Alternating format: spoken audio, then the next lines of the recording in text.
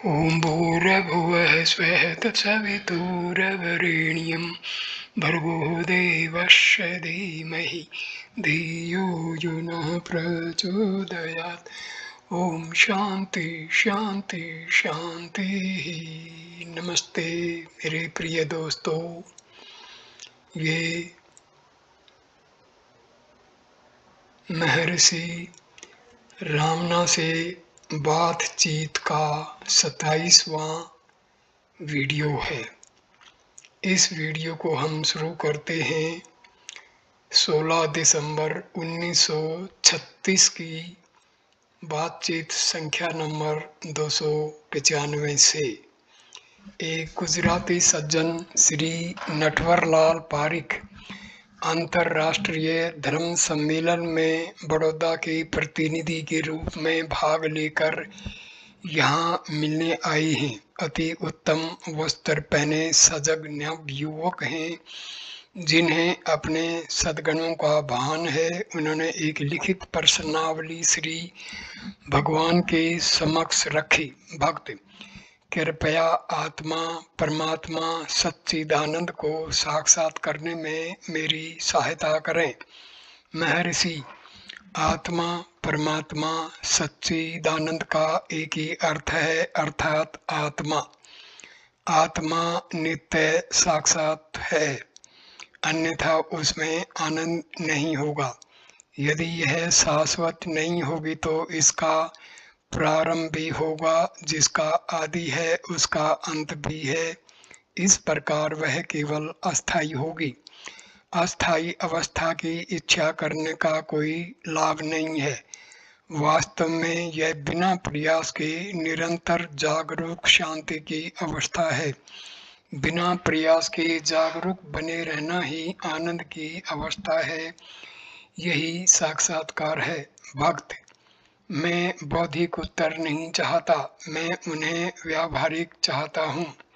महर्षि, हाँ, प्रत्यक्ष ज्ञान में बौद्धिक चर्चा की आवश्यकता नहीं है, क्योंकि आत्मा का प्रत्येक को प्रत्यक्ष अनुभव है, इसलिए उसकी कोई आवश्यकता नहीं है। प्रत्येक व्यक्ति कहता है मैं हूँ, क्या इसे कुछ अधिक साक्षात करना है? भक्त, यह मुझे स्पष्ट नहीं हुआ। महर्षि, तुम्हारा अस्तित्व है, तुम कहते हो मैं हूँ, इसका अर्थ है अस्तित्व। भक्त, किंतु मुझे उसके बारे में अर्थात अपने अस्तित्व के संबंध में निश्चय नहीं है। महर्षि, अरे फिर अब कौन बोल रहा है? भक्त, मैं निश्चय ही, किंतु मेरा अस्तित्व है अथवा नहीं, मुझे इसका निश्चय नहीं। इसके अतिरिक्त अपने अस्तित्व को स्वीकार करने पर भी मेरी समस्या का हल नहीं हुआ। महर्षि, अस्तित्व का निषेध करने वाला कोई होना आवश्यक है। यदि तुम्हारा अस्तित्व नहीं है, न कोई प्रश्न करता है और न कोई प्रश्न उठा सकता है। भक्त, हम यह मान लें कि मेरा अस्तित्व है। महर्षि, तुम्हें अपने अस्तित्व का भान कैसे हुआ? क्योंकि मैं सोचता हूँ, मैं अनुभव करता हूँ, मैं देखता हूँ आदि। महर्षि, तब तुम्हारा आशय यह है कि तुम इनसे अपने अस्तित्व का अनुमान लगाते हो। इसके अतिरिक्त सुषुप्ति में अनुभूति विचार आदि का अभाव है, फिर भी अस्तित्व है। भक्त, किंतु नहीं, मैं गहन निद्रा में था, ऐसा मैं नहीं कह सकता। महर्षि, क्या तुम सुषुप्ति में अपने अस्तित्व से इनकार करते हो? भक्त, मैं सुषुप्ति में हो भी सकता हूँ अथवा नहीं भी हो सकता हूँ, ईश्वर जानता है। महर्षि, जब तुम नींद से जागते हो तब सोने से पहले जो तुम करते हो वह तुम्हें स्मरण रहता है। भक्त, मैं कह सकता हूँ कि मैं सुषुप्ति से पहले तथा बाद में था, किंतु मैं नहीं कह सकता कि मैं सुषुप्ति में था। महर्षि, क्या तुम अब कहते हो कि तुम सो रहे थे? भक्त, हाँ, महर्षि, जब तक तुमको सुषुप्ति की अवस्था का स्मरण नहीं है, तुम यह कैसे जान सकते हो? भक्त, इसका यह तात्पर्य नहीं है कि सुषुप्ति में मेरा अस्तित्व था। इस प्रकार अस्तित्व को स्वीकार कर लेने से कोई लाभ नहीं। महर्षि, क्या तुम्हारा आशय यह है कि प्रत्येक बार जब व्यक्ति सोता है तो मृत्यु को प्राप्त हो जाता है तथा जागते हुए पुनर्जीवित होता है? भक्त, संभव है, केवल परमात्मा जानता है।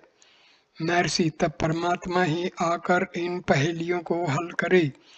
यदि निद्रा का अर्थ मृत्यु होता तो व्यक्ति निद्रा से मृत्यु के समान ही भयभीत होता।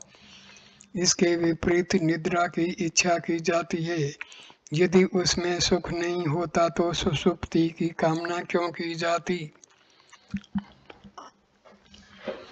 भक्त, निद्रा में कोई निश्चित आनंद नहीं है। शारीरिक थकान से निवृत्त होने के लिए ही सुषुप्ति की कामना की जाती है।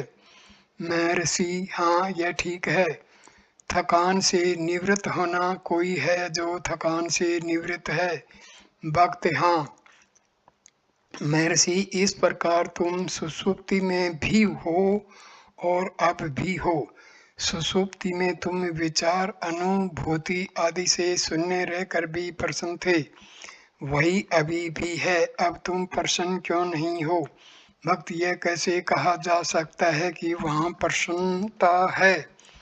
महर्षि, प्रत्येक व्यक्ति कहता है सुख महम स्वापसम, मैं आनंद से अथवा सुख से सोया। भक्त, मैं नहीं समझता कि वे ठीक है। वहाँ सुख नहीं है, वहाँ केवल दुख का अभाव है। महर्षि, आनंद ही तुम हो। इसी कारण प्रत्येक व्यक्ति कहता है कि मैं आनंद से सोया। इसका अर्थ है कि व्यक्ति सुषुप्ति में मूल शुद्ध अवस्था में रहता है। जहाँ तक दुख का संबंध है, दुख है ही नहीं।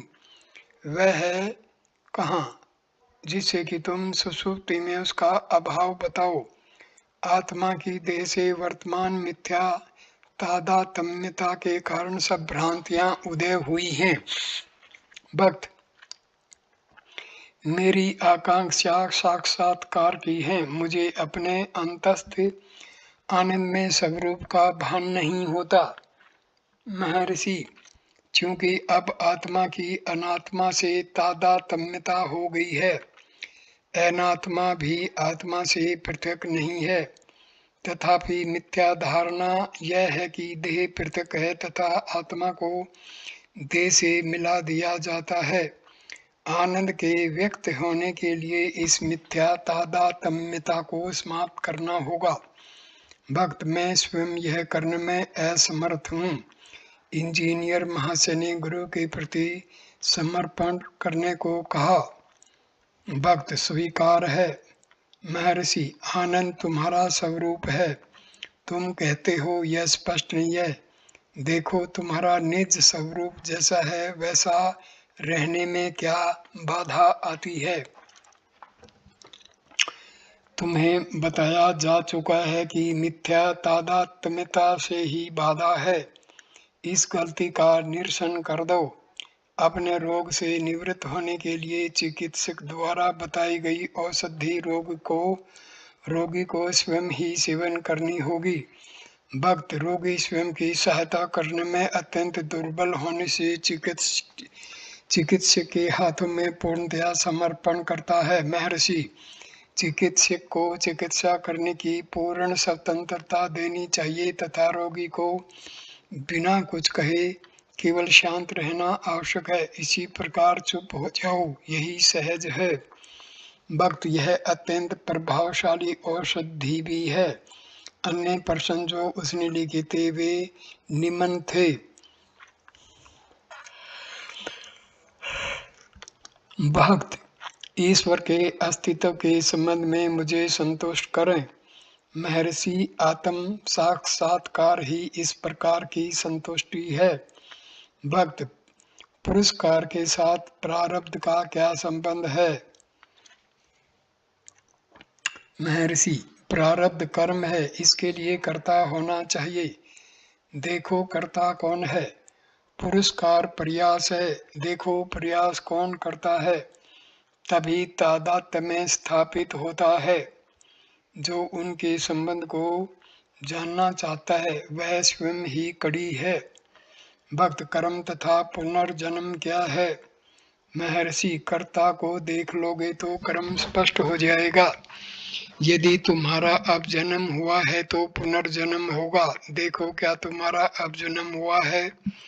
भक्त, ज्योति के दर्शन होने में मेरी सहायता करें। महर्षि, दर्शन हेतु दृष्टा अनिवार्य है, उसकी खोज कर लो, दर्शन उसके अंतर्गत है। बातचीत संख्या नंबर 296। पूवन एक गडरिया कहता है कि वह श्री भगवान को गत 30 वर्ष से जानता है। जब वे विरूपाक्षी गुफा में निवास करते थे तब वह दर्शनार्थियों को यदा कदा दूध दिया करता था। लगभग 6 वर्ष पूर्व उसकी एक भेड़ खो गई जिसे वह 3 दिन से खोज रहा था। भेड़ गर्भवती थी और उसकी कल्पना में भेड़ जंगली पशुओं द्वारा मारी जा चुकी थी तथा उसके पुनः मिलने की कोई आशा नहीं थी। एक दिन आश्रम के पास से जाते समय श्री भगवान की दृष्टि उस पर पड़ी तथा उन्होंने उसकी कुशल अक्षेम पूछी। उस आदमी ने उत्तर दिया कि वह अपनी खोई हुई भेड़ को खोज रहा है। स्वभावानुसार श्री भगवान मौन रहे। फिर उन्होंने गडरिये से कुछ पत्थर उठवाने में सहायता मांगी, जो कार्य उसने अत्यंत प्रसन्नता से किया। कार्य संपन्न होने पर श्री भगवान ने उसको नगर की ओर जाने वाली सड़क की ओर संकेत करते हुए कहा, इस ओर जाओ, तुमको मार्ग में खोई हुई भेड़ मिल जाएगी। उसने आज्ञा का पालन किया।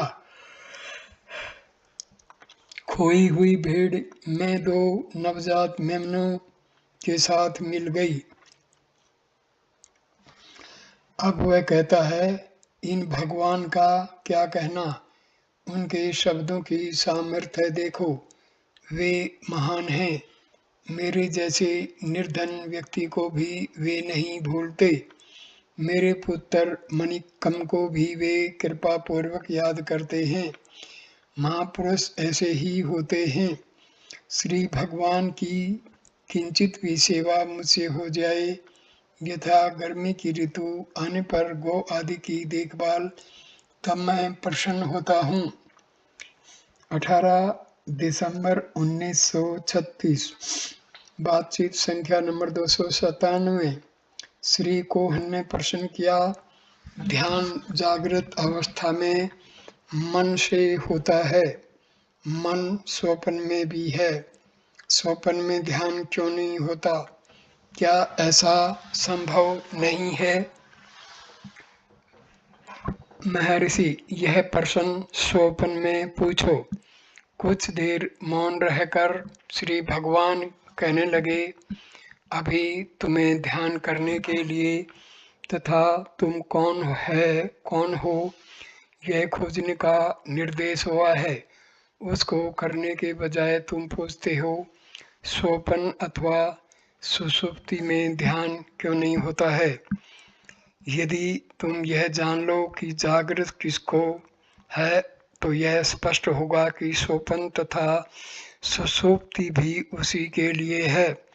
तुम जागृत, स्वप्न तथा सुषुप्ति के साक्षी हो। वास्तव में ये 3 अवस्थाएं तुम्हारे ही समक्ष होती हैं। क्योंकि अब तो ध्यान से बाहर हो, यह प्रश्न उदय होते हैं। ध्यान में लगे रहो और देखो क्या यह प्रश्न उदय होते हैं। 23 दिसंबर 1936। बातचीत संख्या नंबर 298। एक यात्री ने इस प्रकार कहते हुए जिज्ञासा की कि खोज की अपेक्षा ध्यान अधिक प्रत्यक्ष है। क्योंकि ध्यान सत्य पर आरूढ़ रहता है, जबकि खोज असत्य में से सत्य को निकालता है। महर्षि, आरंभकर्ता को आकार का ध्यान अधिक सरल तथा अनुकूल होता है। इसके अभ्यास से आत्म विचार होता है, जो कि असत्य में से सत्य का शोधन करना है। जब तुम विपरीत तत्वों से भरे हुए हो तो केवल सत्य का आग्रह करने से क्या लाभ। आत्म विचार उन बाधाओं का निवारण कर देता है जो तुम्हें यह कल्पना कराते हैं कि आत्मा का साक्षात्कार नहीं हुआ है, तथा इस प्रकार प्रत्यक्ष साक्षात्कार करा देता है। 24 दिसंबर 1936। बातचीत संख्या नंबर 299। श्री TKS अय्यर ने श्री भगवान से परा के स्रोत के संबंध में पूछा। महर्षि, सामान्य मत यह है कि परा मेरुदंड के नीचे स्थित मूलाधारा से आता है। समस्त नाद वैखरी से आरंभ होते हैं। परा भी निहित हैं, जो कुंडलिनी से आरंभ होती है, तथा कुंडलिनी हृदय से भिन्न नहीं है। वास्तव में संपूर्ण षडधारा षड केंद्र हृदय में ही स्थित है। सुषुम्ना तथा उसका स्रोत कुंडलिनी हृदय के ही अंतर्गत है। एक यात्री ने अंतरेण तालु के सेंद्रियोनि के संबंध में जिज्ञासा की। महर्षि, इंद्रियोनि सुषुम्ना नाड़ी सहिता परा में ही लीन है। 25 दिसंबर 1936। बातचीत संख्या नंबर 300। एक युवक ब्रह्मचारी जो विज्ञान के स्नातक हैं, 4-5 माह से अनुग्रह की प्रतीक्षा कर रहे हैं, जिससे कोई नौकरी पके सेब की भांति वृक्ष से उस पर टपक पड़े। नौकरी हेतु वह अन्य कोई प्रयास नहीं कर रहा है। कल उसका भाई उसे अपने माता पिता के पास लौटा ले जाने को आया था, किंतु युवक ने जाने से इनकार कर दिया। श्री भगवान से प्रार्थना की गई। श्री भगवान ने कहा, मैं किसी व्यक्ति को आने के लिए न निमंत्रित करता हूँ, न चले जाने का निर्देश करता हूँ। यहाँ सब अपनी इच्छा पर रहते हैं। उसका कहना है कि उसे कक्ष में शांति मिलती है, साथ ही वह नौकरी भी चाहता है। आशय यह है कि नौकरी कक्ष में ही खोजनी होगी, जिससे कि उसकी शांति भंग न हो। शांति कक्ष में नहीं है, यह आत्मा में विश्राम करना है। यह कहीं भी प्राप्त हो सकती है। कुछ दिन पश्चात युवक ने अपने यज्ञोपवीत को फेंक दिया तथा अपने कंपित अंगों से भी श्री भगवान के समक्ष उपस्थित हुआ, जिसको युवक ने बाद में अपना आनंद बताया। श्री भगवान ने युवक को कक्ष में उनके समक्ष बैठे रहने की आदत बनाने से मना किया तथा उसे कक्ष से बाहर चले जाने का आदेश दिया।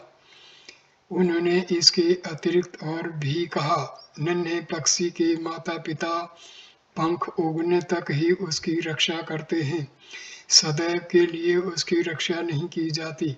भक्तों के लिए भी ऐसा ही है।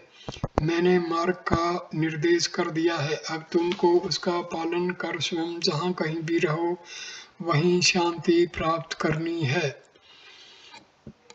नवयुवक कल्पना करता है कि श्री भगवान ने उसे इन शब्दों में उपदेश दिया है। अपने अर्थात अहंकार पर स्वयं विजय पानी होगी। तथापि उस व्यक्ति ने एक स्थानीय विद्यालय की नौकरी को स्वीकार नहीं किया। उसके विचार में उसे अरुणाचल अथवा श्री भगवान ने एक शक्तिशाली नौकरी दे दी है। वह कहता है उस नौकरी के संबंध में संसार बाद में ही जान पाएगा। आज के घटनाक्रम की उसे कई माह पूर्व भी सब जानकारी थी तथा वह अपनी माँ एवं मित्रों को यह सब पहले से ही बता चुका था। जो कुछ हो रहा है उससे वह बहुत प्रसन्न है। तथापि श्री भगवान ने उस युवक की एक अन्य व्यक्ति से तुलना की जो किसी भी प्रकार अच्छे ढंग का नहीं है। तथापि युवक अपरिपक्व अवस्था में अपने को भगवान मानता है। कुछ समय बाद वह विक्षिप्त हो गया और मृत्यु हो गई। बातचीत संख्या नंबर 301। एक महाशय ने श्री भगवान के निर्देशों के पालन में हुए अपने अनेक अनुभव बड़े उत्साह से सुनाए तथा प्रसंगवश यह भी बताया कि वे तथा श्री भगवान सप्ताह के एक ही दिन जन्मे तथा दोनों का नाम भी एक ही था। श्री भगवान ने वाक्य को पूरा करते हुए कहा, दोनों में वही एक आत्मा है। बातचीत संख्या नंबर 302। त्रिची के एक युवक ने उपदेश मंजरी में वर्णित योग्य शिष्य के लक्षण अत्यंत वैराग्य पर प्रश्न किया। उसने पूछा, वैराग्य क्या है? सांसारिक कार्यों से अनासक्ति तथा मोक्ष की इच्छा, क्या ऐसा ही नहीं है? महर्षि, यह किसको प्राप्त नहीं है? सभी आनंद चाहते हैं किंतु अविवेक के कारण दुख मिश्रित सुख को आनंद मान बैठते हैं। ऐसा आनंद अस्थायी है। उसके मिथ्या कार्यकलाप उसको अक्षणिक सुख देते हैं। संसार में दुख सुख एक दूसरे के बाद आते ही रहते हैं। दुखदायक तथा सुखदायक विषयों में सद असद विवेक करना तथा अपने को केवल आनंददायक साधन में संलग्न रखना ही वैराग्य है। ऐसी कौन सी वस्तु है जिसके पीछे दुख नहीं लगा है? वह इसकी खोज कर उसी में लगा रहता है। अन्यथा व्यक्ति का एक पैर संसार में तथा दूसरा पैर आध्यात्मिक साधना में रहता है। एक में भी संतोषजनक प्रगति नहीं हो पाती। गुरु के कार्य के संबंध में पुनः प्रश्न किया गया। महर्षि, अपने को बहुत अधिक दुर्बल जानकर तथा अपने आप सफलता प्राप्त न कर सकने के कारण व्यक्ति गुरु के रूप में अधिक शक्ति प्राप्त करना चाहता है। बातचीत संख्या नंबर 303। श्री KRV अय्यर ने नाद पर अधिक प्रकाश डालने की प्रार्थना की। महर्षि, जो इस पर ध्यान करता है वही इसका अनुभव करता है। नाद 10 प्रकार के हैं। अंतिम भीषण नाद के बाद मनुष्य लय को प्राप्त होता है। यही उसकी स्वाभाविक एवं शाश्वत अवस्था है। नाद ज्योति तथा खोज एक ही जगह पहुंचाता है। पूर्व के 2 अप्रत्यक्ष साधन है तथा तीसरा प्रत्यक्ष है। भक्त कुछ क्षणों तक मन शांत रहता है और फिर उदय हो जाता है। क्या करना आवश्यक है? महर्षि, जो शांति प्राय प्राप्त हो उसका अन्य अवसरों पर स्मरण किया जाए। वह शांति तुम्हारी स्वाभाविक एवं स्थायी अवस्था है। निरंतर अभ्यास द्वारा यह स्वाभाविक हो जाएगा। इसे ही धारा कहते हैं। वही तुम्हारा वास्तविक स्वरूप है। नाद दृश्याभास आदि ज्ञाता ज्ञान ज्ञेय की त्रिपुटी होने के सूचक हैं।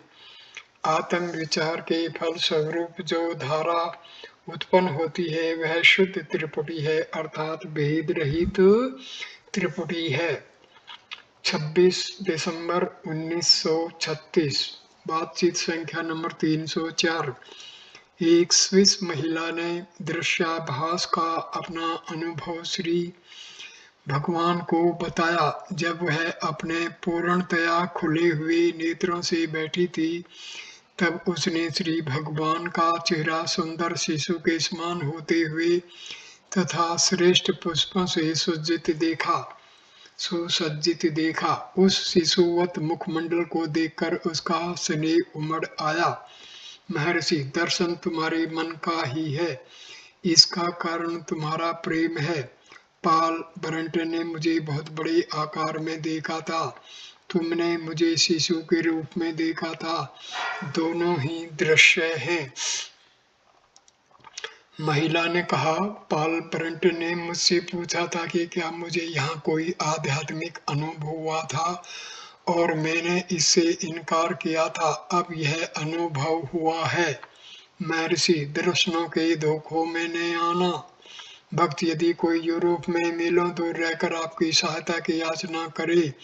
महर्षि, यूरोप कहाँ है? वह तुम में है। भक्त, मैं यहाँ आई हूँ, मेरी कामना है महर्षि वहां पधारें। इतना कहकर वह कोमलता पूर्वक मुस्कुराई। कुछ क्षणों तक मौन रहा। महर्षि, तुम स्थूल देह देखती हो, इसलिए परिसीमाएं देखती हो। देश और काल इसी सतर पर परिचालन करते हैं। जब तक तुम स्थूल देह देखती हो, भिन्न भिन्न देह में भेद दृष्टि रहेगी ही।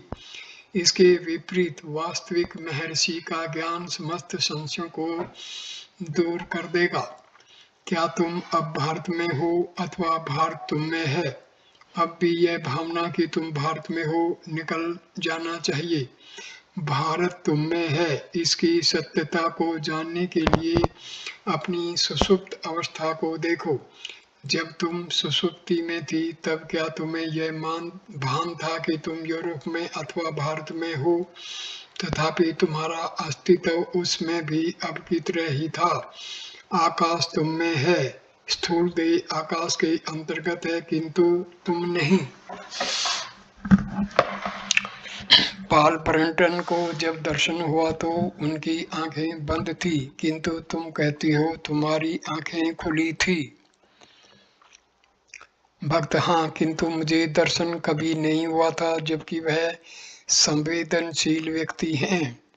कुछ क्षणों के पश्चात महिला ने प्रश्न किया कि इस प्रकार के दर्शन देखना हितकारी है अथवा अहितकारी?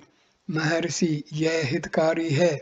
श्री भगवान ने कहा, संभवतया तुम्हारे मन में एक शिशु का विचार था जो दर्शन में दिखा। भक्त, हाँ, केवल शिशु का, उनके शिशु तुल्य चेहरे का। महर्षि, यही बात है। भक्त, किंतु शिव तो संहारक हैं, आशय है बालक नहीं है। महर्षि, हाँ, दुखों के। कुछ क्षण के बाद श्री भगवान ने कहा, शीघ्र ही तुम सोने जाओगी।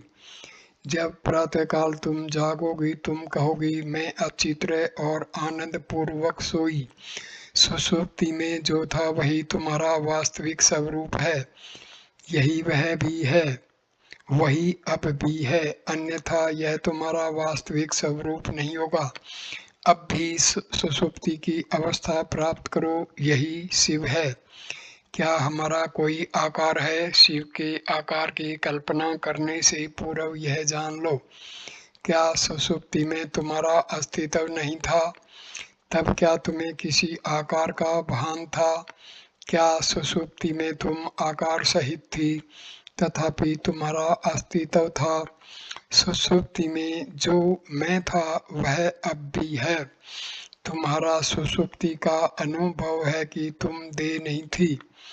अब भी तुम वही हो, अर्थात देह रहित हो। देह रहित होकर भी तुम निद्रा में सुखी थी। अब भी तुम वही हो जो सदैव रहता है, केवल वही वास्तविक स्वरूप हो सकता है। सुषुप्ति में देह नहीं थी, परंतु केवल आनंद का अनुभव था, वही अब भी विद्यमान है। आत्मा देह रहित है। यदि इस प्रकार तुम बिना देह के हो, तब शिव देह सहित कैसे हो सकते हैं? यदि तुम सदेह हो तो शिव भी सदेह हैं। यदि तुम नहीं हो तो वे भी नहीं हैं। भक्त, तब यह शिव क्यों हैं? महर्षि, शिव से तात्पर्य है आनंद की मूर्ति, कल्याण की मूर्ति। वह अत्यंत प्रसन्न हुई। कुछ समय पश्चात वह चली गई।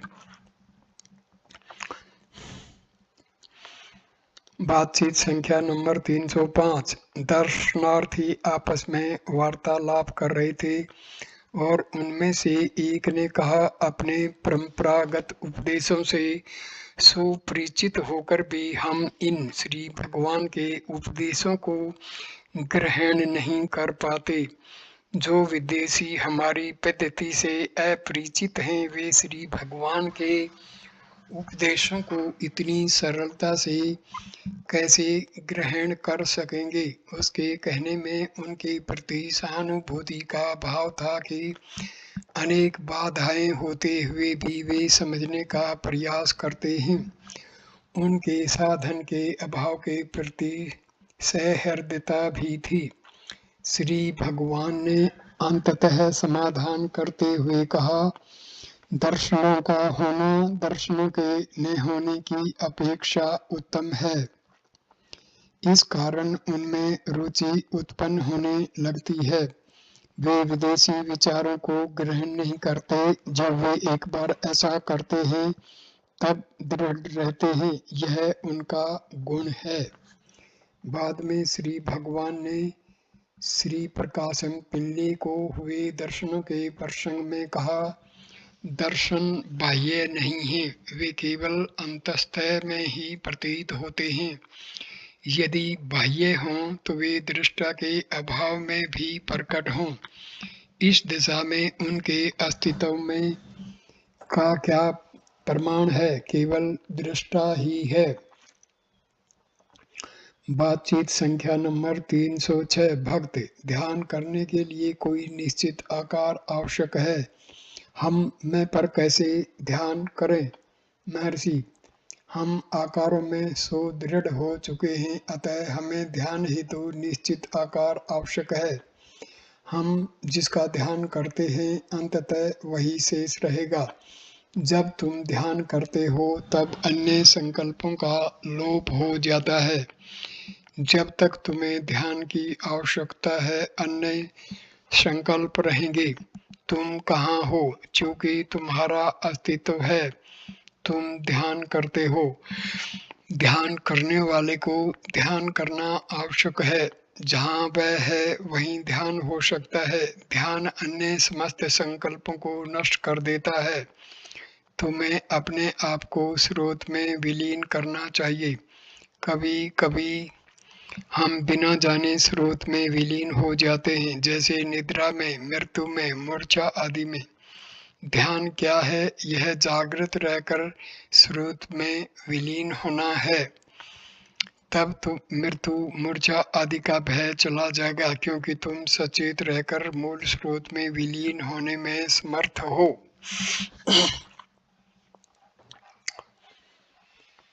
मृत्यु का भय क्यों है? मृत्यु का अर्थ अस्तित्व रहित होना नहीं हो सकता। तुम सुषुप्ति को क्यों प्रेम करते हो जबकि मृत्यु को नहीं? अब क्या तुम विचार नहीं कर रहे हो? अब क्या तुम्हारा अस्तित्व नहीं है? सुषुप्ति में क्या तुम्हारा अस्तित्व नहीं था? एक बालक भी कहता है कि वह आनंद से भली प्रकार सोया।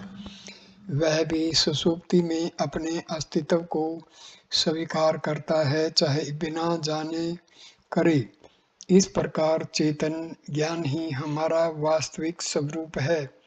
हम अचेत नहीं रह सकते। फिर भी हम कहते हैं कि हम सुषुप्ति में अचेत थे, क्योंकि हम सीमित पदार्थ ज्ञान की ही बात करते हैं। जगत देह आदि हमें इस प्रकार अंतर्भूत हो गए हैं कि इस सापेक्ष चेतनता को ही हम आत्मा मान लेते हैं। क्या कोई अपनी सुषुप्ति में मान्यता है कि वह अचेतन है? ऐसा वह अब मानता है।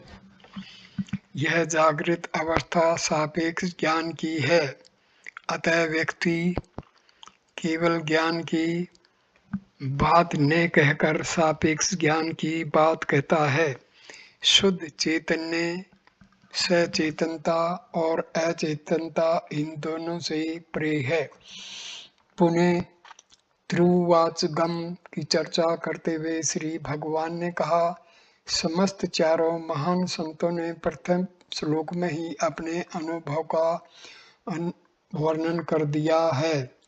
एक अभेद पूजा, दूसरा सतत स्मरण, तीसरा संकल्प शून्यता, चौथा अहंकार का भाव केवल आत्मा है, सबका एक ही अर्थ है। भक्त किंतु इस सत्य की अनुभूति नहीं होती। महर्षि यथा समय इसकी अनुभूति होगी तब तक भक्ति है। अक्षण भर के लिए भी तुम मेरे मन का त्याग नहीं करते, क्या वह कभी तुम्हारा परित्याग करता है? तुम ही अपने मन को भटकने देते हो, यह सदैव शिथिल रहता है। जब तुम्हारा मन शिथिल होता है तो तुम कहते हो वह अक्षण भर के लिए भी मेरे मन का त्याग नहीं करता। कितना हास्यास्पद है। 27 दिसंबर 1936। बातचीत संख्या नंबर 307। मैसूर के श्री समन्ना ने श्री भगवान से जिज्ञासा की कि कृपया अहम संपूर्ण का अर्थ समझाएं। महर्षि, सुषुप्ति में मैं का बोध नहीं होता। जागने पर मैं का देह, जगत तथा सर्व अनात्म से सम्मिलित बोध होता है। ऐसा सम्मिलित मैं अहम वृत्ति है। जब अहम केवल आत्मा को निर्देशित करता है तब यह अहम संपूर्ण है। ज्ञानी के लिए यह सहज है तथा ज्ञानी इसे ज्ञान तथा भक्ति से भक्ति की संज्ञा देते हैं। यद्यपि यह नित्य सिद्ध है तथा सुषुप्ति में भी है, इसकी अनुभूति नहीं होती। सुषुप्ति में इसकी अनुभूति सहसा नहीं हो सकती। पहले से इसका अनुभव जागृत अवस्था में करना आवश्यक है, क्योंकि यह हमारा वास्तविक स्वरूप है जो तीनों अवस्थाओं का आधारभूत है। केवल जागृत अवस्था में प्रयास करना चाहिए तथा आत्मा की अनुभूति यहाँ एवं अभी करना है। इसके बाद आत्मा की निरंतर सत्ता का बोध एवं साक्षात होगा, जो जागृत, स्वप्न तथा सुषुप्ति में बिना किसी व्यवधान के सदैव रहता है। इस प्रकार यह अखंडाकार वृत्ति है। उपयुक्त शब्द के अभाव में वृत्ति शब्द का उपयोग किया गया है। इसका शाब्दिक अर्थ वृत्ति ग्रहण नहीं करना चाहिए। उस अवस्था में वृत्ति समुद्र तुल्य सरिता होगी जो हास्यास्पद है। वृत्ति अल्पकालीन होती है। यह सीमित निर्दिष्ट चेतना है अथवा इंद्रियां और संकल्प आदि से टूटा हुआ चेतनता है। वृत्ति मन की क्रिया है, पर अखंड चैतन्य मन से परे है। ज्ञानी अथवा मुक्त पुरुष की यही सहज एवं मूल अवस्था है। यही अखंड अनुभव है। यह तभी प्रकाशित होता है जब सापेक्ष ज्ञान लुप्त हो जाता है। अहम वृत्ति खंडित है। अहम संपूर्ण अखंड एवं निरंतर है। संकल्पों के शमन के पश्चात संपूर्ण प्रकाशित होती है। 31 दिसंबर 1936। बातचीत संख्या नंबर 308। अस्पृश्यता के विषय में एक प्रश्न पूछा गया। श्री भगवान ने कहा, अनात्मा ही अस्पृश्य है। सामाजिक अस्पृश्यता मनुष्य की बनाई हुई है, जबकि पहली अस्पृश्यता दिव्य तथा सहज है। भक्त, क्या अछूतों को हमारे मंदिरों में प्रवेश करा देना चाहिए? महर्षि, इसका निर्णय दूसरे व्यक्ति करेंगे। विष्णु के अवतारों के संबंध में एक प्रश्न किया गया।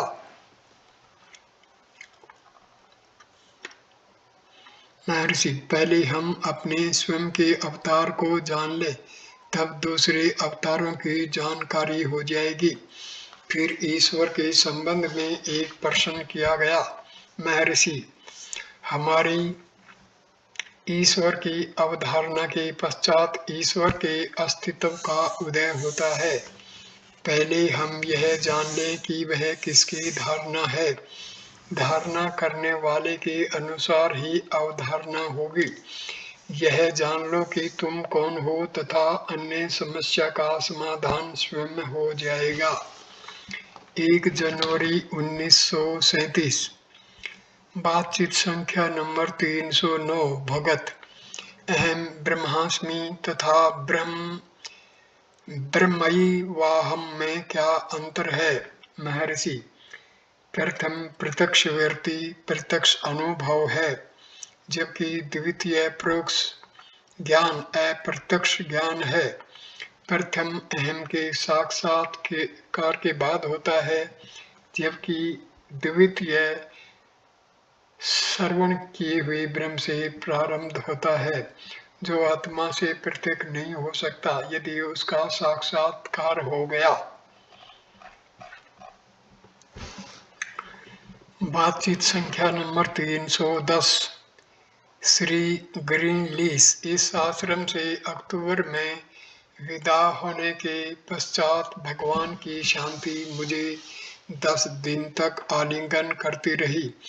सारे समय जब मैं कार्य में व्यस्त रहता था, उस एकत्व की शांति की धारा रहती थी। वह द्वैत चेतना के समान थी, जैसा कि किसी नीरस व्याख्यान में अर्ध निद्रित अवस्था में अनुभव होता है। बाद में यह पूर्णतया अक्षीण हो गई और उसके बजाय पहले की मूर्खताओं ने आ घेरा। कार्य से अलग ध्यान के लिए समय नहीं मिलता। क्या मैं हूँ को सदैव स्मरण रखकर कार्य करते हुए भी उसकी अनुभूति करते रहना पर्याप्त होगा। महर्षि, मन के सशक्त होने पर यह भावना सदैव बनी रहेगी। बारंबार का अभ्यास मन को सशक्त करता है और ऐसा मन धारा को ग्रहण किए रहने में समर्थ होता है। उस अवस्था में काम में व्यस्त हो अथवा न हो, धारा बिना किसी परिणाम तथा रुकावट के रहती है। भक्त, क्या अलग से ध्यान करने की आवश्यकता नहीं है। महर्षि, ध्यान ही तुम्हारा वास्तविक स्वरूप है। क्योंकि दूसरे संकल्प तुम्हें विचलित करते हैं, इसलिए तुम उसे ध्यान कहते हो। जब यह विचार नष्ट हो जाते हैं, तुम अकेले रहते हो, अर्थात संकल्प शून्य होकर ध्यान की अवस्था में रहते हो, और यही तुम्हारा निज स्वरूप है, जिसे तुम अब अन्य विचारों से दूर रहकर प्राप्त करना चाहते हो। अन्य संकल्पों को इस प्रकार दूर रखना ही ध्यान कहलाता है। जब अभ्यास दृढ़ हो जाता है, तब निज स्वरूप स्वयं को वास्तविक ध्यान के रूप में प्रकट करता है। ध्यान का प्रयास करते समय अन्य संकल्प अधिक बलपूर्वक उदय होने लगते हैं। कुछ अन्य व्यक्ति तुरंत ही एक साथ प्रश्न करने लगे। श्री महर्षि ने अपनी बात जारी रखते हुए कहा, हाँ, ध्यान में समस्त प्रकार के संकल्प आते हैं। यह ठीक भी है। जो तुम्हारे अंदर छिपा हुआ है वह बाहर निकलता है। जब तक वे उदय न हों, उनको नष्ट कैसे किया जा सकता है। अतः वे स्वतः ही उदय होते हैं, जिससे कि यथासमय उनका शमन हो तथा इस प्रकार मन सशक्त हो। एक यात्री सब ब्रह्म कहे जाते हैं। महर्षि, हाँ, वे हैं। तथापि जब तक तुम उन्हें पृथक मानते हो, उनकी उपेक्षा करनी चाहिए। इसके विपरीत यदि उन्हें आत्मा मानते हो, तो सब कहने की आवश्यकता नहीं है, क्योंकि जो कुछ है सब केवल ब्रह्म ही है। ब्रह्म के अतिरिक्त कुछ भी नहीं है। भक्त ऋभु गीता के अनुसार सारे दृश्य पदार्थ मिथ्या हैं, किंतु अंत में बताया जाता है कि वे सब ब्रह्म हैं और इस प्रकार सत्य हैं। महर्षि, हाँ, जब तुम उन्हें अनेक रूपों में देखते हो तो वे असत्य हैं, किंतु जब तुम उन्हें ब्रह्म रूप में देखते हो तो वे सत्य हैं। वे अपनी वास्तविकता अपने आधार ब्रह्म से प्राप्त करते हैं। भक्त, तब फिर उपदेश सार में देह आदि को जड़ क्यों कहा गया है? महर्षि, जब तक तुम उन्हें आत्मा से पृथक देह आदि कहते हो, परंतु जब आत्मा की अनुभूति हो जाती है तो देह आदि भी उसी के अंतर्गत मालूम होते हैं। तदुपरांत न कोई प्रश्न पूछेगा, न कोई कहेगा कि वे जड़ हैं। भक्त, आत्मा अनात्मा के भेद को जानने को विवेक कहा गया है। अनात्मा क्या है? महर्षि, वास्तव में अनात्मा कुछ नहीं है। अनात्मा भी आत्मा के अंतर्गत है। आत्मा ही अनात्मा की बात करता है, क्योंकि वह स्वयं को भूल चुका है। अपने आप की पकड़ छूट जाने के कारण वह किसी वस्तु की अनात्मा के रूप में धारण करता है, जो वस्तुतः स्वयं के अतिरिक्त कुछ भी नहीं है। तदुपरांत भिन्न भिन्न सिद्धांतों के समर्थकों के मध्य उष्ण वाद विवाद होने लगा। 2 जनवरी 1937, बातचीत संख्या नंबर 311। जिस मैं का उदय होता है उसका अस्त भी अनिवार्य है। वह व्यक्तिगत मैं अथवा मैं की धारणा है। जिसका उदय नहीं उसका अस्त भी नहीं। वह है और सदैव रहेगा। यही वास्तविक मैं है, पूर्ण मैं अथवा आत्मा का साक्षात्कार है। संध्या 6:30 बजे स्विस महिला ने श्री भगवान से निवेदन किया कि यदि ध्यान का समय कुछ बढ़ा दिया जाता है तो उसके सिर में दर्द होने लगता है। महर्षि, यदि ध्यान करने वाले को और ध्यान को एक जान लोगी तो न सिर में दर्द होगा और न इस प्रकार का अन्य कोई कष्ट होगा।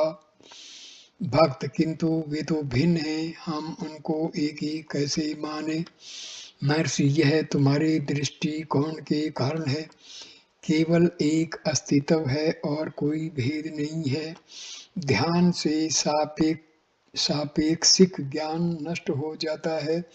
यह नष्ट होना नहीं है, क्योंकि शुद्ध चैतन्य उदय होता है। स्वयं बाइबल कहती है, स्वर्ग का साम्राज्य तुम्हारे अंदर है। यदि तुम स्वयं को देह समझोगे तो इस कथन का अभिप्राय समझने में कुछ कठिनाई होगी। इसके अतिरिक्त यदि तुम यह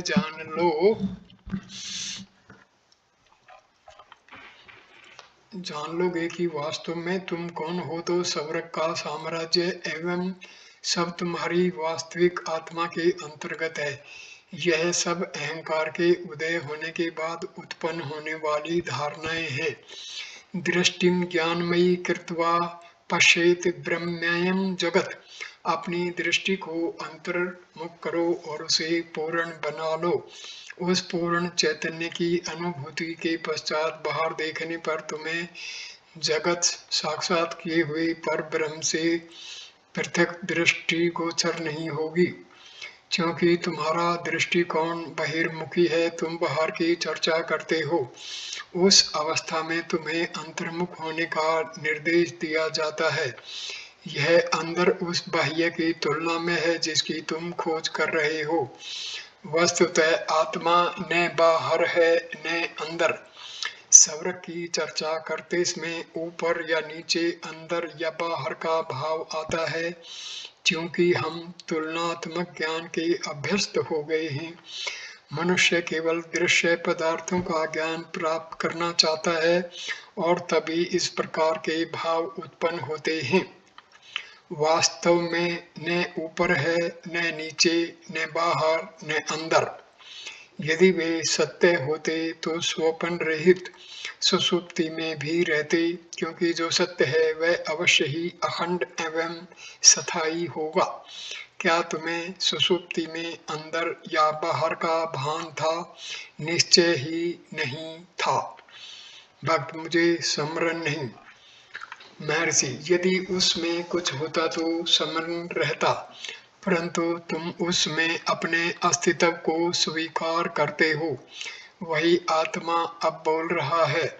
जो आत्मा सुषुप्ति में भेद रहित था, अब इस अवस्था में भेद सहित है और नानात्व देख रहा है।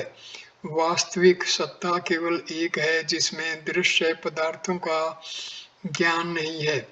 वही शुद्ध चैतन्य है। यही आनंद की अवस्था है जिसे हम सब स्वीकार करते हैं।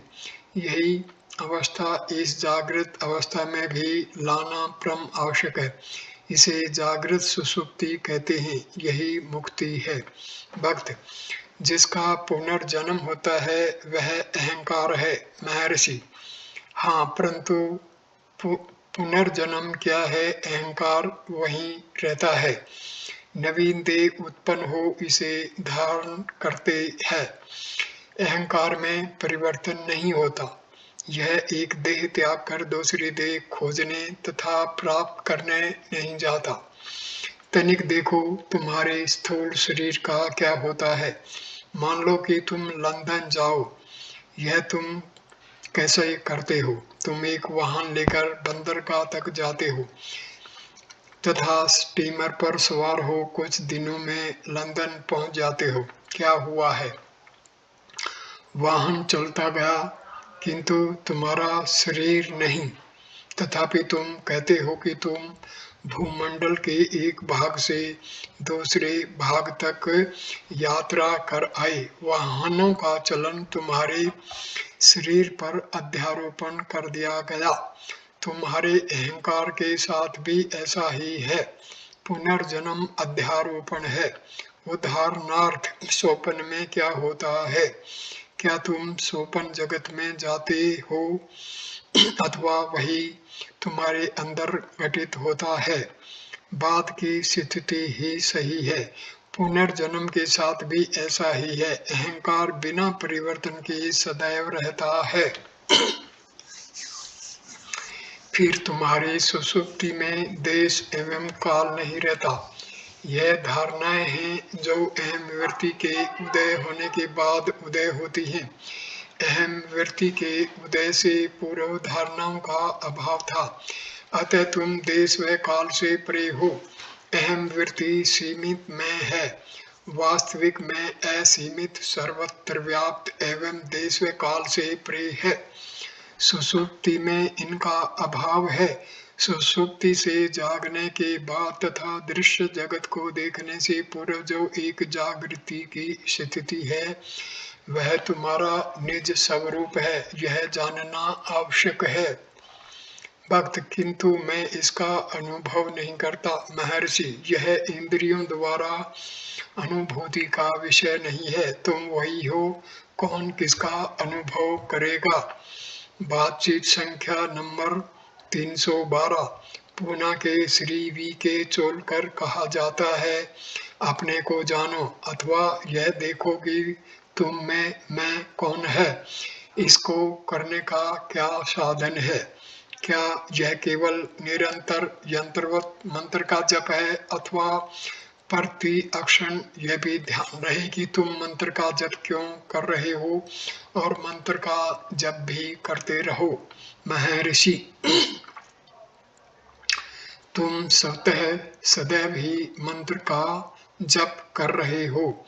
यदि तुम्हें नित्य ही होने वाले अजपा जप का बोध न हो तो तुम्हें जप करने की आवश्यकता है। जप प्रयास से होता है। यह प्रयास अन्य संकल्पों के निवारण हेतु है। तब जप मानसिक तथा आंतरिक बन जाता है। अंततः उसके अजपा तथा नित्य स्वभाव की अनुभूति हो जाएगी, क्योंकि तुम्हें यह मालूम हो जाएगा कि जब तुम्हारे प्रयास के बिना भी हो रहा है, यह सहज स्थिति ही साक्षात्कार की अवस्था है। श्री चोलकर ने व्यावहारिक दृष्टि से अथवा जो भी निर्देश उनके लिए उपयुक्त हों देने के लिए श्री भगवान से प्रार्थना की। महर्षि, वह बाह्य नहीं है, अतएव उसके अन्यत्र खोजने की आवश्यकता नहीं है। यह आंतरिक तथा शाश्वत भी है, यह सदैव साक्षात है। पर तुम कहते हो कि तुमको भान नहीं है, इसके लिए उसके प्रति निरंतर जागरूक रहने की आवश्यकता है। अन्य किसी भी प्रयास की आवश्यकता नहीं है। तुम्हारा प्रयास केवल इसलिए है कि तुम अपने आप को अन्य संकल्पों से व्याकुल न होने दो। वह व्यक्ति संतुष्ट था। बातचीत संख्या नंबर 313। श्री ग्रीनलीस, श्री भगवान ने कल कहा था कि अंतस्थ परमात्मा की खोज को करते समय बाह्य कार्य सत्य ही होते रहेंगे। श्री चैतन्य की जीवनी में ऐसा कहा गया है कि जब वे विद्यार्थियों को पढ़ा रहे थे, उसमें उनका लक्ष्य कृष्ण पर हुआ। उन्हें अपनी देह का भान नहीं रहा और वे कृष्ण की ही चर्चा करने लगे। इस प्रसंग से यह संदेह होता है कि कार्य सहज किस प्रकार बन सकेगा। क्या लक्ष्य भौतिक कार्य पर भी रखा जाए? महर्षि, आत्मा ही सब कुछ है। अब मैं तुमसे पूछता हूँ, क्या तुम आत्मा से पृथक हो? क्या आत्मा से पृथक कार्य होना संभव है? अथवा क्या देह आत्मा से पृथक है? इनमें से कोई भी आत्मा से पृथक नहीं हो सकता। आत्मा सर्वव्यापी है, अतः तुम स्वेच्छा पूर्वक उनमें संलग्न रहो अथवा नहीं, समस्त कार्य होते रहेंगे। कार्य स्वतः ही होता रहेगा।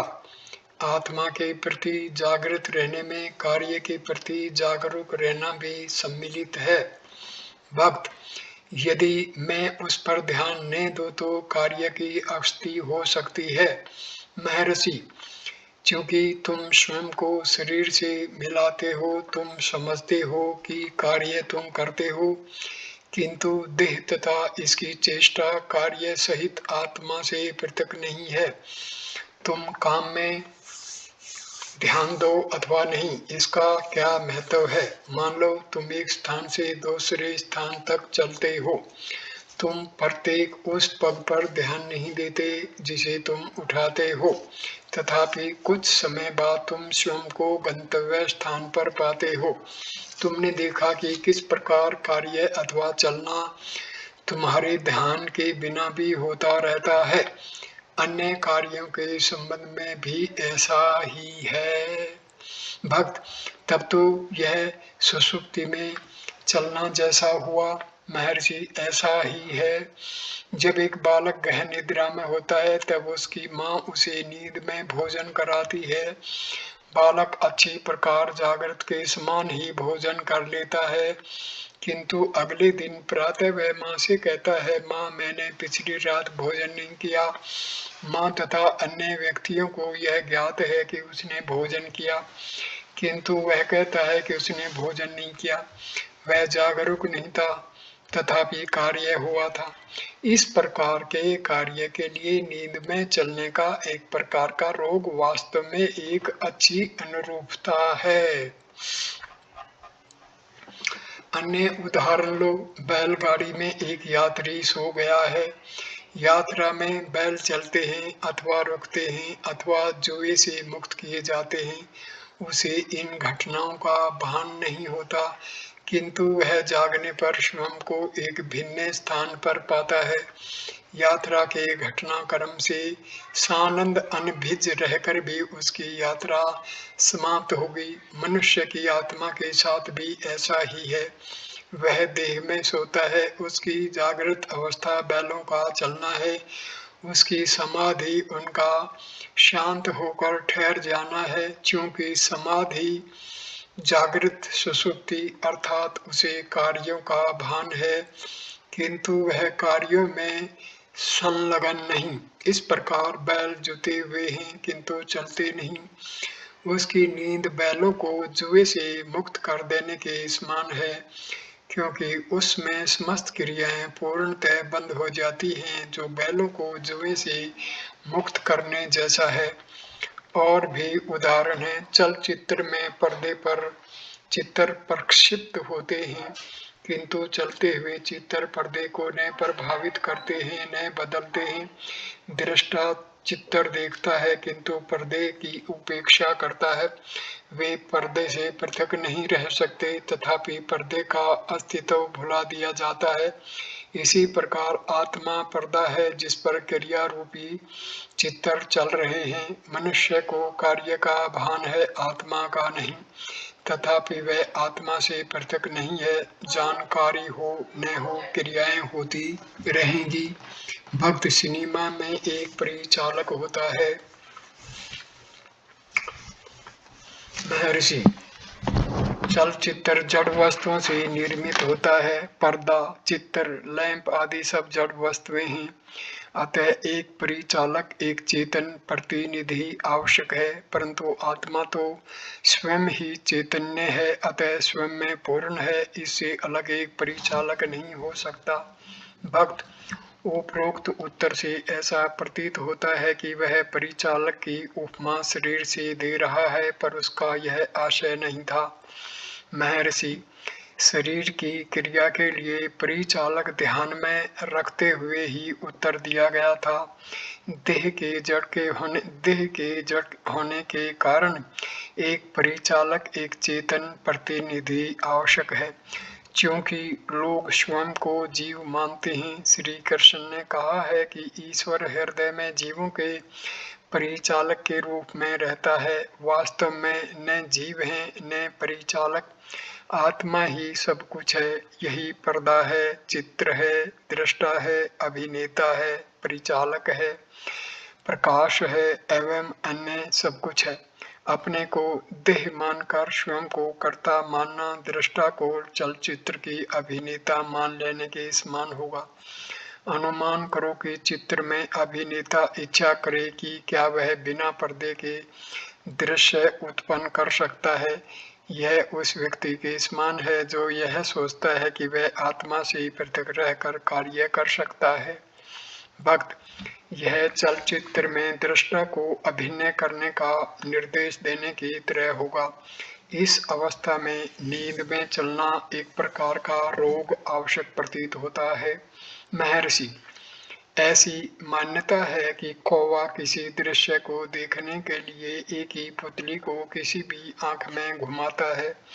उसके पुतली एक ही है, पर आंखों के गोलक दो हैं। अपनी इच्छा अनुसार अपनी दृष्टि का उपयोग कर लेता है। एक और उदाहरण हाथी के एक सूंड है जिससे वह श्वास लेता है तथा जल आदि पीने का काम करता है।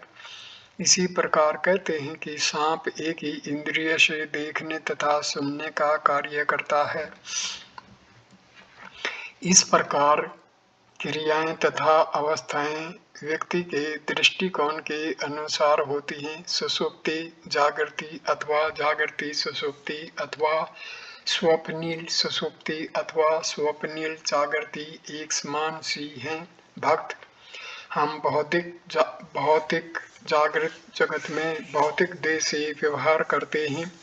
यदि हम कार्य करते समय निद्रा में हों अथवा जब हमें निद्रा घेर रही हो तब कार्य करें तो कार्य की हानि होगी।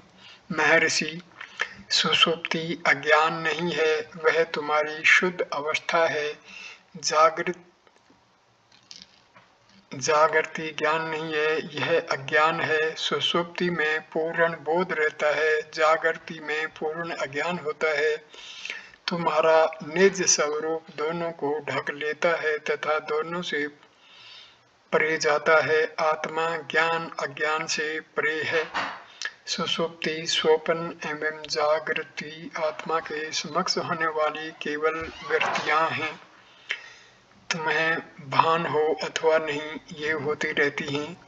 वह ज्ञानी की अवस्था है जिसमें जागृति, समाधि, गहन निद्रा तथा स्वप्न चलते खड़े रहते अथवा जुआ खोले हुए बैलों के समान, जबकि यात्री ऊपर कहे अनुसार शयन करता है, आते रहते हैं। यह प्रश्न अज्ञानी के दृष्टिकोण से है, अन्यथा ये प्रश्न उदय नहीं होते। भक्त निश्चय ही यह प्रश्न आत्मा को उदय नहीं हो सकते। वहाँ प्रश्न करने वाला कौन होगा? किंतु दुर्भाग्यवश मैंने अभी तक आत्मा का साक्षात्कार नहीं किया है। महर्षि, वास्तव में तुम्हारे मार्ग में यही बाधा है। इस विचार को छोड़ दो कि तुम अज्ञानी हो, जिसे अभी आत्मा का साक्षात्कार करना है। तुम आत्मा हो। क्या कभी भी ऐसा समय था जब तुम आत्मा से पृथक थे? भक्त, अतः यह निद्रा में चलना एक प्रकार का रोग अथवा दिन में स्वप्न का प्रयोग हुआ। श्री भगवान हंस दिए। 3 जनवरी 1937 अमृत बिंदु। बातचीत संख्या नंबर 314। कल के प्रश्न का समाधान करते हुए श्री भगवान ने कहा था कि गहन निद्रा में आत्मा शुद्ध चैतन्य है। उन्होंने यह भी संकेत किया था कि नींद से जागृत अवस्था का जो परिवर्तन है, उस समय आत्मा साक्षात करने के लिए आदर्श है। महर्षि से इसको स्पष्ट करने की प्रार्थना की गई। श्री भगवान ने अनुग्रह पूर्ण उत्तर दिया, आत्मा सुषुप्ति में शुद्ध चैतन्य है। परिवर्तन अवस्था में अहम मैं बिना इदम यह कि विकसित होता है, तथा जागृत अवस्था में यह अहम मैं एवं इदम यह के रूप में व्यक्त होता है। व्यक्तिगत अनुभव केवल अहम मैं से होता है, इसलिए उसे बताए हुए मार्ग से ही साक्षात्कार की प्राप्ति करनी चाहिए, अर्थात अंतरकालीन मैं के माध्यम से। अन्यथा सुषुप्ति के अनुभव का उसके लिए कोई महत्व नहीं। यदि अंतरकालीन मैं का साक्षात कर लिया जाए तो आधार मिल जाता है और उससे लक्ष्य की प्राप्ति हो जाती है। फिर सुषुप्ति को अज्ञान की संज्ञा दी जाती है। यह केवल जागृत अवस्था में प्रचलित मिथ्या ज्ञान की तुलना में है। वास्तव में जागृत अवस्था अज्ञान है तथा सुषुप्ति अवस्था प्रज्ञान पूर्ण ज्ञान। श्रुति के अनुसार प्रज्ञान ही ब्रह्म है, ब्रह्म नित्य है। सुषुप्ति के अनुभव करने वाले को प्रज्ञन कहते हैं। वह तीनों अवस्थाओं में प्रज्ञानम है। इसका सुषुप्ति अवस्था में विशेष महत्व यह है कि वह ज्ञान से परिपूर्ण प्रज्ञान घन है। घन क्या है? एक ज्ञान है, एक विज्ञान। समस्त अनुभूतियों में दोनों एक साथ परिचालन करते हैं। जागृत में विज्ञान विपरीत ज्ञान अथवा अज्ञान है। यह व्यक्ति के साथ सदा रहता है। जब यह विस्पष्ट स्पष्ट ज्ञान होता है तो यह ब्रह्म है। जब मिथ्या ज्ञान का सर्वथा अभाव होता है, जैसे सुषुप्ति में, तो वह केवल शुद्ध प्रज्ञान रहता है। यही प्रज्ञान घन है। ऐतरेय उपनिषद के अनुसार प्रज्ञान विज्ञान अज्ञान सज्ञान सब ब्रह्म के नाम हैं। केवल शुद्ध ज्ञान का होने से उसका अनुभव कैसे होगा? अनुभव सदैव विज्ञान से होता है। अस्तु अंतरकालीन शुद्ध मैं को प्रज्ञान घन के अनुभव हेतु दृढ़ता से पकड़ना आवश्यक है। जागृत अवस्था का मैं अशुद्ध है, अतः उस ऐसे अनुभव के लिए उपयोगी नहीं है। इसलिए अंतरकालीन मैं अथवा शुद्ध मैं का उपयोग है। इस शुद्ध मैं का साक्षात कैसे हो? विवेक चूड़ामणि के अनुसार विज्ञान कोश विल सत्यज्रश्रम, वह विज्ञान कोश में सदा ही प्रकाशित हो रहा है। त्रिपुरा रहस्य तथा अन्य ग्रंथों के मत से दो संकल्पों के बीच में जो संधि होती है वह शुद्ध अहम मैं के सदृश है। अतः शुद्ध मैं पर दृढ़ रहकर प्रज्ञान घन को लक्ष्य रखना चाहिए। इस प्रयास में ही वृत्ति है। इन सब का उपयुक्त कर्मानुसार स्थान है और यही साक्षात्कार कराते हैं। फिर विवेक चूड़ामणि में आत्मा को असत से परे अथवा असत से भिन्न बताया गया है। यहाँ असत जागृत अवस्था का अशुद्ध मैं है। असत विलक्षण का अर्थ है सत्य अर्थात सुषुप्ति की आत्मा। आत्मा को सत्य तथा असत्य दोनों से भिन्न कहा गया है। दोनों का एक ही अर्थ है, वह अशेष सर्व साक्षी भी है। यदि शुद्ध है तो अशुद्ध मैं द्वारा उसका अनुभव कैसे संभव है? मनुष्य कहता है मैं आनंद पूर्वक सोया, आनंद उसका अनुभव था। यदि ऐसा नहीं होता तो जिस वस्तु का उसने अनुभव नहीं किया उसकी चर्चा कैसे करता? यदि आत्मा शुद्ध था तो उसने सुषुप्ति में सुख का अनुभव कैसे किया? वह शुद्ध है जो उसकी चर्चा अब कर रहा है। कहने वाला विज्ञान आत्मा है और वह प्रज्ञान आत्मा के बारे में कह रहा है। ऐसा कैसे ठीक हो सकता है? क्या यह विज्ञान आत्मा सुषुप्ति में विद्यमान थी? उसका अब सुषुप्ति के सुख के अनुभव का वर्णन करने से यह निष्कर्ष निकलता है कि सुषुप्ति में उसका अस्तित्व था। तब वह कैसे रहा? निश्चय ही जागृत अवस्था के समान नहीं था। वहाँ यह अत्यंत सूक्ष्म रहा। अत्यंत सूक्ष्म विज्ञानात्मा प्रज्ञानात्मा के आनंद को माया वृत्ति द्वारा अनुभव करता था। यह शाखा पर शाखा व पत्तों के नीचे चंद्रमा की किरणें दिखने के समान है। इस अक्षण के प्रकट विज्ञानात्मा को सूक्ष्म विज्ञानात्मा अपरिचित प्रतीत होता है। हम सुषुप्ति में उसके होने का अनुमान क्यों करें? क्या हमें आनंद के अनुभव को अस्वीकार कर इस अनुमान को समाप्त नहीं कर देना चाहिए? आनंद के अनुभव की वास्तविकता से इनकार नहीं किया जा सकता, क्योंकि प्रत्येक व्यक्ति नींद की प्रबल इच्छा करता है तथा गहन निद्रा का आनंद लेने के लिए सुंदर शैया का प्रबंध करता है। इससे हम इस निश्चय पर पहुंचते हैं कि ज्ञाता ज्ञान और ज्ञेय सभी तीनों अवस्थाओं में विद्यमान हैं, यद्यपि उनकी सूक्ष्मताओं में अंतर है। अंतरकालीन अवस्था में अहम मैं शुद्ध है, क्योंकि वहाँ इदम इसका विलीन हो चुका है। अहम मैं ही प्रधान है। उस शुद्ध मैं का हम सब साक्षात अथवा स्मरण भी क्यों नहीं कर पाते? क्योंकि उससे परिचय नहीं है। जागृति के साथ लक्ष्य लगाओगे तो उसे पहचान सकोगे। अतः जागृति के साथ प्रयत्न करो और उसे प्राप्त करो।